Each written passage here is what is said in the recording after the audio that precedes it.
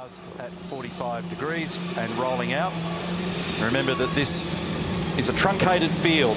We don't get to see those that progressed from yesterday. Very good time. It was interesting the comment that Shane Van Gisbergen made before. You know, I was posing, do you freeze the car, do you make it a one-lap beauty, or do you try and play the longer game? And he said, what about a bit of both? So we're jumping on board the Dunlop car here for Nick Percat, who might get the benefit of the tow. Fastest at the moment is Nick Percat. Remember, it's the top 5 is the focus that are looking to progress. Just talking to Richard Holway about this car, and he's been really complaining about the brake balance. Massive rear locking on car 33. So it's interesting to look at how many laps they're getting as a yield on the stopwatch here at the moment. They're basically only just getting a lap, aren't they, with their starting pressures. 51.1578 for Scott Pye, and that'll be it with 1 minute remaining. He might get another lap, but it'd be doubtful whether there's an improvement on the stopwatch. So it'll be a rapid fire to see who lobs where. Waters is on a very good lap. He's currently in 4th position. Slade, Holdsworth, Di Pasquale, Percat, Pye and Waters. Staggerway's out. He missed the 3rd. That puts Pye out. Now closed. We talk about millimetres. This 0.07 of a second has separated those top 5 cars. There is nothing. In fact, 0748, Scott Pye has missed out doing the same lap time. This is bizarre. To the 10,000ths of a second have done the same lap time. Okay. Check out that margin in the right-hand column. It's 7/100ths of a second covering 5 cars. The exit is now open. We're looking for the top 10 out of this session. And Croppo, just what you were talking about there about the UV, the changes out there, the wind direction, that kind of stuff. Just look, I had a quick chat to Nick Percat when he was sitting here. A little bit more despondent than what he was before the start of the session. He said the UV, it's just changed the car dramatically. Love the Shell V-Power speed cam on the exit of turn 3. Oh, we've got Whincup in the weeds. And this red flag, if he can't get that out of there and triggers a red flag, it's all over.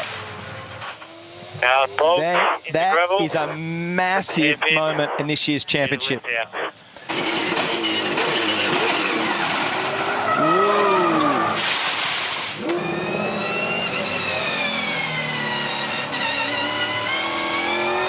Just on 3.5 minutes remain now. Winterbottom's the fastest from Reynolds. Someone's got a big lock-up going in the background. Di Pasquale, Courtney, Winterbottom's come in. Gizzy's gone up into position number 2. Outside the top 10 at the moment, Davison, Waters. McLaughlin to the top on a 50.7. He's got 3/100ths of a second over Winterbottom. Ooh, Waters escapes just close. Turn 4. McLaughlin's come in. Van Gisbergen's in. Coulthard's in. Reynolds, most of them in the top 10 at the moment, have actually parked up. Has anybody got anything in store? On the cusp is Mostert, Percat and Davison on screen. So the people that miss out are Mostert, Percat, Davison and Hazelwood. So McLaughlin with a very nice time, a 50.7, and all but equalled by Mark Winterbottom. In fact, you can say the same for Shane Van Gisbergen, just stunningly close. So the wind condition, the extra UV has played havoc with car setup. We just heard from Nick Percat, who did a 50.69 earlier today in cloudy, overcast conditions. It's obviously cooler. So they've got to get it all together, stitched perfectly together now with slightly different conditions compared to the way in which they've run earlier in the weekend.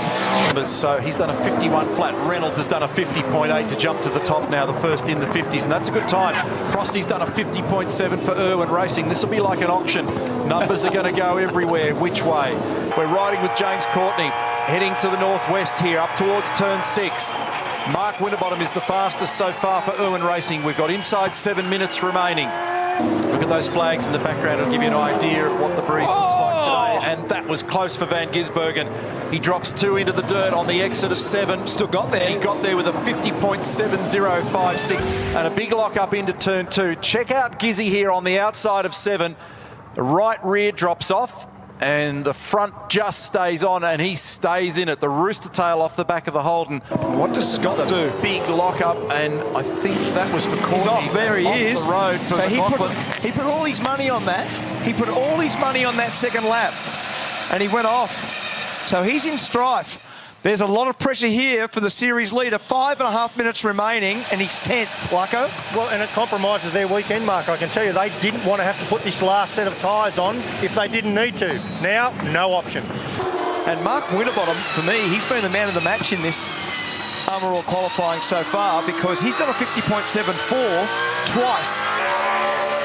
Cars sound awesome on the run up to the hairpin at turn 4, 245 kilometres an hour. Really runs high around the top of the white line there, probably higher than he might have wanted to, but it's about trying to maintain rolling speed there. We're riding with Winterbottom. This is turn 5. Charlie Schwerkolt, the team owner, he's in the garage watching. He's invested heavily in this championship season.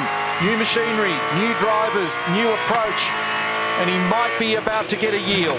At the moment, Van Gisbergen's on for a potential career pole number 26, and he's first of the year. Frosty's just found something from nowhere. He's just punched out a 50.69, and McLaughlin responds with a 50.69. They are separated by 4 1,000ths of a second. He's elated, but that is exceptionally good. 50.6920 plays 50.6960, and have a look at the response. Great job, guys at Irwin Tools. Results after qualifying 3. Tyre Power Tasmania Super Sprint, and a beautiful day down here in Tassie. We're 30 kilometres south of Launceston, and the big news, Mark Winterbottom, he's back in business.